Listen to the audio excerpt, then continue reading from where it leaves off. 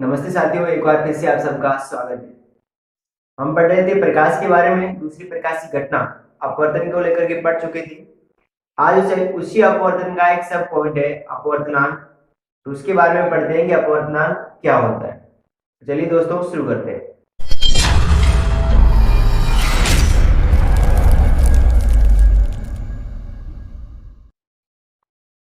Board की तरफ ध्यान दीजिएगा। आज की हेडिंग अपनी है अपवर्तनांक। ठीक है, अपवर्तनांक जिसे इंग्लिश में आप रिफ्लेक्टिव इंडेक्स भी कहते हैं। अपवर्तनांक। अब देखिएगा अपवर्तनांक क्या होता है। तो इस अपवर्तनांक से पहले जब अपन दर्पण पढ़े थे तो दर्पण के बारे में मैंने आपको बताया था एक आवर्धन। आवर्धन क्या होता है? तो आवर्धन जो है वो बिंब दूरी और प्रतिबिंब दूरी दोनों के बीच में संबंध बताता है कि प्रतिबिंब दूरी जो है वो बिंब की तुलना में कितने गुना बड़ा बनना है, कितने गुना छोटा बनना है। तो अपवर्तनांक भी वही चीज। हम सभी जानते हैं कि प्रकाश जो है वो अलग अलग माध्यमों में अलग अलग वेग से गति करता है और प्रत्येक माध्यम में उसके वेग एक निश्चित चाल से एक निश्चित वेग से वो गति करता है। और सबसे अधिक प्रकाश का जो वेग है वो निर्वात में होता है। तो प्रकाश का जो अलग अलग वेग है अलग अलग माध्यमों में, ये किस प्रकार से आप इन दोनों को सापेक्ष करके निकाल सकते हो, तो वही आपके अपवर्तनांक है। तो सुनिएगा, सबसे पहले ये अपवर्तनांक आप कहते हैं किसे। जैसे मान लीजिए कि आपके पास दो माध्यम, एक ही माध्यम M1 एंड ये माध्यम M2। अब इन दोनों माध्यम में जाहिर सी बात है कि प्रकाश का जो वेग होगा वो अलग अलग होगा। इस माध्यम में भी अलग होगा और इस माध्यम में भी क्या होगा, अलग होगा। अगर आप इन दोनों की तुलना करें एक दूसरे के सापेक्ष, तो किसका ज्यादा है और किसका कम है, और कितना कम है और कितना ज्यादा है, यही जो जाना जाता है वो आपकी क्या है, अपवर्तनांक। क्योंकि वेग के आधार पर ही अपवर्तन डिसाइड होता है। क्योंकि जिस माध्यम में प्रकाश आसानी से वेग कर सकता है तो वहां उसका अपवर्तन ज्यादा होगा, और जिस माध्यम में वो आसानी से गति नहीं कर सकता उस माध्यम में उसका अपवर्तन क्या होगा, कम होगा। तो आप एक छोटी सी परिभाषा लिख सकते हो कि अपवर्तनांक किसे कहते हैं। तो आप ऐसा लिख सकते हो कि अपवर्तनांक एक भौतिक राशि है। अपवर्तनांक एक भौतिक राशि है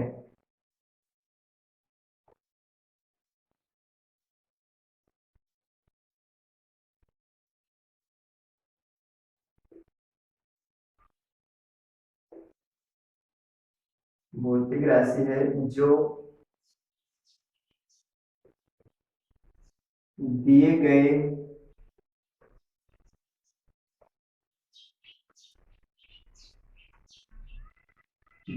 माध्यम युग, ठीक है, माध्यम युग्म का मतलब दो माध्यम, दिए गए माध्यम युग में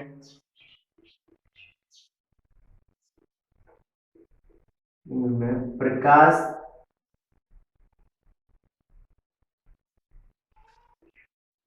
के वेग की सापेक्ष गति को दर्शाता है। ठीक है,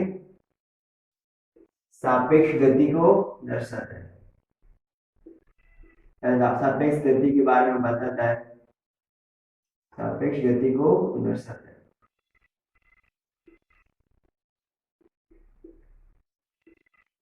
जैसे अगर अपन दो व्यक्तियों की, ठीक है ना, दो धावकों की अगर आपस में रेस करवाते हैं तो उनमें से एक आगे ज्यादा नहीं जीतता है और दूसरा हारता है, तो जो जीतने वाला है वो हारने वाले की तुलना में कितनी गति से तेज भागा, या फिर हारने वाला जो वो जीतने वाले की तुलना में कितने तरीके से कम भागा। तो ये दोनों का एक दूसरे का जो सापेक्ष लिया जा रहा है वही आपकी क्या होता है, अपवर्तनांक।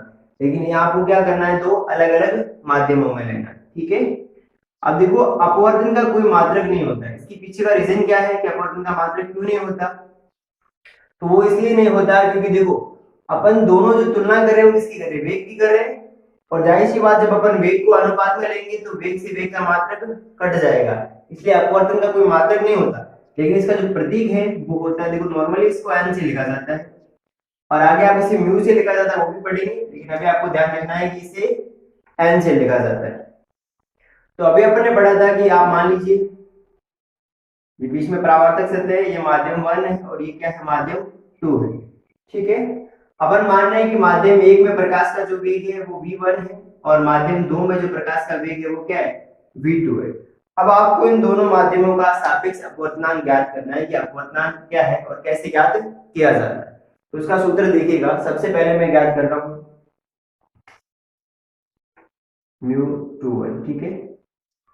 मैंने क्या लिखा, n21।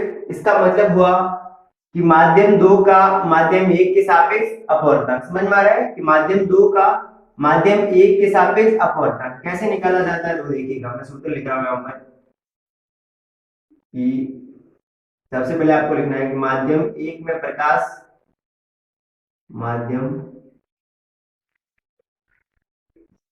1 में, ठीक है, माध्यम 1 लिख लेता हूं मैं, माध्यम M1, ठीक है, माध्यम M1 में प्रकाश का वेग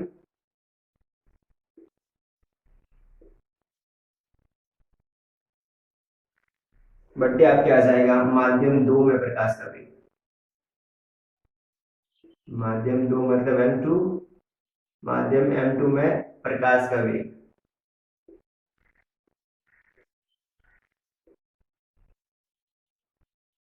तो यहां पर ये तो हो जाएगा आपके V1 का मैंने माना है, और ये हो जाएगा आपके V2। इस प्रकार से आपके जो सूत्र आएगा ना N21, ठीक है ना, माध्यम 2 का 1 के सापेक्ष अपवर्तनांक, उसका सूत्र क्या हो जाएगा V1 बटा V2, ठीक है, समझ में आ रहा है। तो यहाँ आपको अपवर्तनांक, सापेक्ष अपवर्तनांक देकर के यहाँ पर दोनों का वेग देके आपसे पूछा जा सकता है कि माध्यम 2 का माध्यम 1 के सापेक्ष अपवर्तनांक ज्ञात करो। इसका उल्टा भी पूछ सकते हैं। अभी अपन ने क्या किया है, 2 का 1 के सापेक्ष, हमसे 1 का 2 के सापेक्ष भी पूछा जा सकता है। तो देखिएगा उसका सूत्र कैसे बनेगा। ऐसे मान लीजिए हमने पूछ लिया कि माध्यम 1 2, इसका मतलब क्या हुआ, 1 का 2 के सापेक्ष, ठीक है। तो यहाँ को क्या करना है, सबसे पहले माध्यम 2, ठीक है, माध्यम 2 मतलब M2, माध्यम 2 में प्रकाश का वेग, माध्यम 2 में प्रकाश का वेग बट्टे बट्टे आपके आ जाएगा माध्यम 1 में प्रकाश का वेग, ठीक है। माध्यम 1 मतलब M1 में प्रकाश का वेग।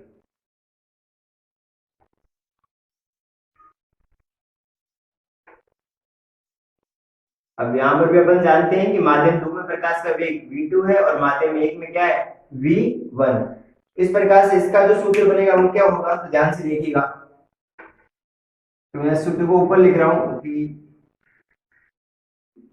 N12 हो जाएगा आपके V2 बटा V1, ठीक है। इस प्रकार से ये सूत्र हो जाएगा, ठीक है। यानी पहला सूत्र है माध्यम 2 का 1 के सापेक्ष अपवर्तनांक, और ये है माध्यम 1 का 2 के सापेक्ष अपवर्तनांक, ठीक है। और जब भी आप माध्यम 2 का 1 के सापेक्ष लोगे तो माध्यम 1 का वेग ऊपर लेना है और माध्यम 2 का नीचे लेना है। और जब आप माध्यम 1 का 2 के सापेक्ष निकालोगे तो उस कंडीशन में माध्यम 2 का वेग ऊपर और माध्यम 1 में नीचे लेना है, ठीक है।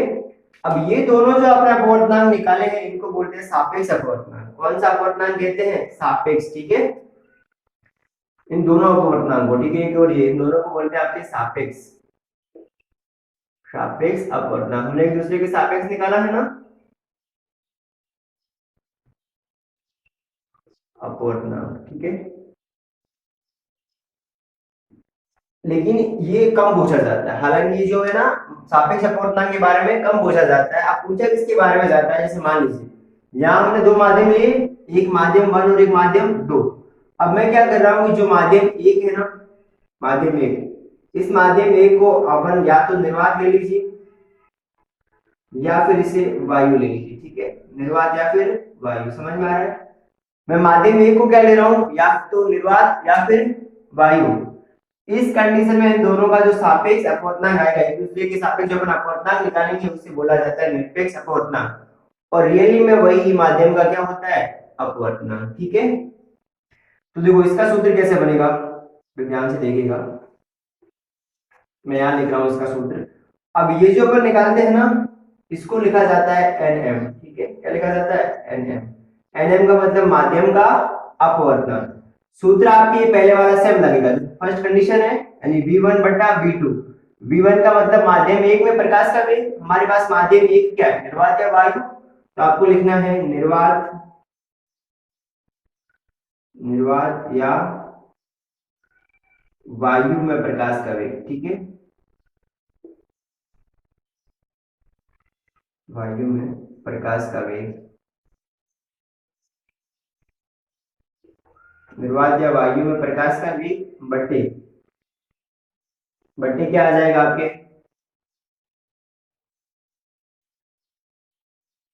बट्टे क्या लिखा हुआ है, V2। V2 मतलब माध्यम दो में प्रकाश का वेग, तो ये रहा माध्यम दो, तो आपको नीचे लिखना है माध्यम दो में प्रकाश का वेग, माध्यम M2, सॉरी हाँ M2 में प्रकाश का वेग।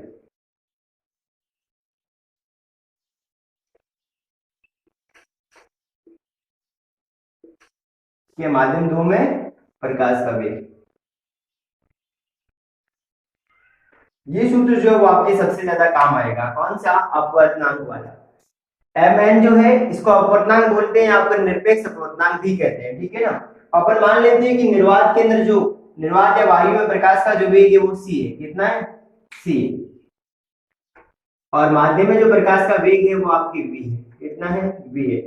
इस कंडीशन में जो सूत्र बनेगा वो सूत्र क्या होगा, उसे ध्यान से देखिएगा। कुछ कंडीशन आपकी सूत्र बनेगा Nm बराबर, हमारे क्या, निर्वात में वायु, निर्वात में प्रकाश का वेग कितना है, c, बटे माध्यम में प्रकाश का वेग कितना है, v। ये सूत्र, तो ये वाला सूत्र है, ये आपको सबसे ज्यादा याद रखना है, सबसे ज्यादा इंपॉर्टेंट सूत्र यही है। ठीक है, अपवर्तनांक का, जो अपवर्तनांक का रियल में सूत्र है वो यही है।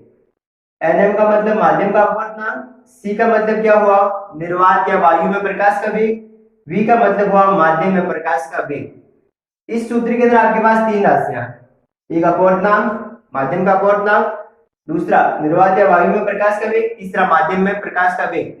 इसमें से आपको दो चीजें देख करके तीसरी चीज पूछी जा सकती है। ठीक है ना, जैसे मान लिया आपसे पूछ लिया कि आपको माध्यम दे दिया, और इसमें देखो जो c का मान है, ये c है ना हमारे पास, ये वाला c, इस c को अपन क्या कहते हैं, प्रकाश का वेग कहते हैं ना।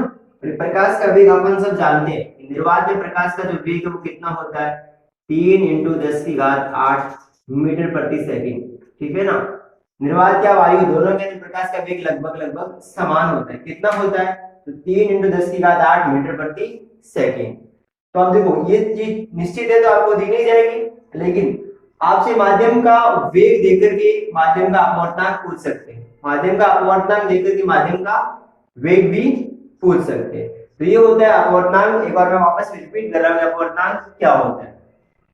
तो अपवर्तनांक जो है वो किन्हीं भी दो माध्यमों में अपवर्तन की घटना को मापता है कि अपवर्तन कितना ज्यादा हो रहा है, कितना हो रहा है, कितना नहीं हो रहा है। और हम सब जानते हैं कि जो माध्यम का अपवर्तनांक है, अपवर्तन जो है वो किसी भी माध्यम प्रकाश के वेग पर निर्भर करता है, और प्रकाश का जो वेग है वो माध्यम की प्रकृति पर निर्भर करता है। इसलिए अपवर्तनांक जो है वो आपकी निर्भर किसके ऊपर करता है, अगर ऐसा एग्जाम में पूछ लिया जाए तो आप क्या लिखोगे, माध्यम की प्रकृति पर। किसके ऊपर करेगा, माध्यम की प्रकृति पर निर्भर करता है। ठीक है, किस प्रकार का वो बना हुआ है माध्यम, उसके ऊपर इसका मान निर्भर करता है। तो सबसे पहले अपवर्तनांक एक भौतिक राशि है जो दिए गए माध्यम युग में प्रकाश के सापेक्ष वेग, प्रकाश का जो वेग है उसकी सापेक्ष गति के बारे में दर्शाता है। ठीक है, फिर अपन ने पढ़ा कि दो माध्यम हमारे पास है, एक M1 दूसरा M2, और M1 में माध्यम का वेग v1 है, M2 में v2 है।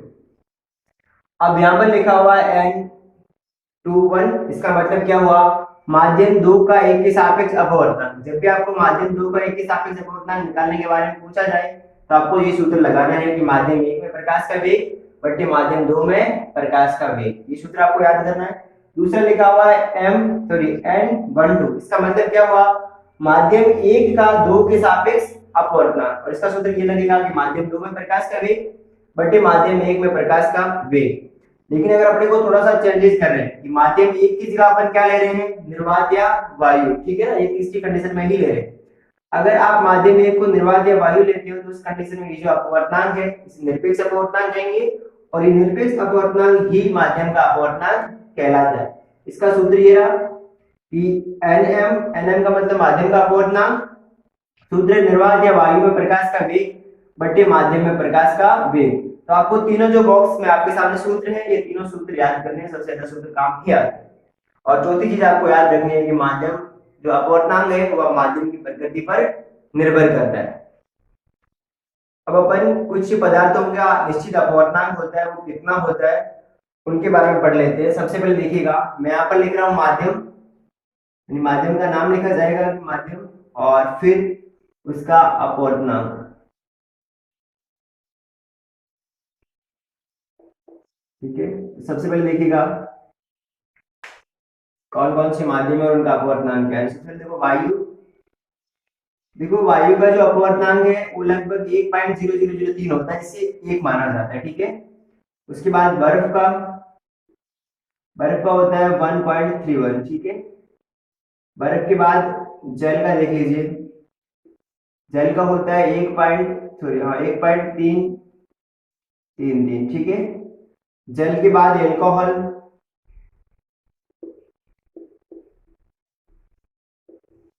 एल्कोहल का होता है 1.36। एल्कोहल के बाद केरोसिन, केरोसिन का होता है आपके 1.44। केरोसिन के बाद एक टारपीन का तेल आता है, टारपीन का करके। ठीक है, टारपीन। ठीक है, उसका आपके होता है 1.47। ठीक है, उसके बाद एक पदार्थ आता है जिसका नाम है कनाडा बालसम। ठीक है, यानी कनाडा बालसम, इसका अपवर्तनांक होता है आपके 1.53। उसके बाद अगला है CO2, कार्बन डाइऑक्साइड, इसका होता है 1.54। फिर माणिक्य, माणिक्य का मतलब जो मोती होता है ना, रूबी, माणिक्य, इसका होता है आपके 1.71। इसके बाद हीरा, इसका सबसे ज्यादा कितना होता है 2.42। तो आपको कुछ पदार्थ मैंने लिखे हैं, इन सबका आपको अपवर्तनांक याद होना चाहिए। हालांकि याद करने की जरूरत नहीं है, जब एग्जाम होता है तो आपसे ये सब चीजें दी जाती है, लेकिन फिर भी अगर आपको याद रहता है तो उस कंडीशन में अगर आपको ज्ञात करने के बारे में बोला जाए तो आप उसका आंसर कंफर्म कर सकते हो कि मैंने लिखा निकाला वो सही है या फिर गलत है। अब देखो, मैं पहले भी बता चुका हूँ, अब जिस माध्यम का अपवर्तनांक जितना ज्यादा होगा उसमें प्रकाश का वेग उतना ही कम होगा। ठीक है, जो प्रकाश सबसे ज्यादा वेग प्रकाश का किसमें होता है, वायु।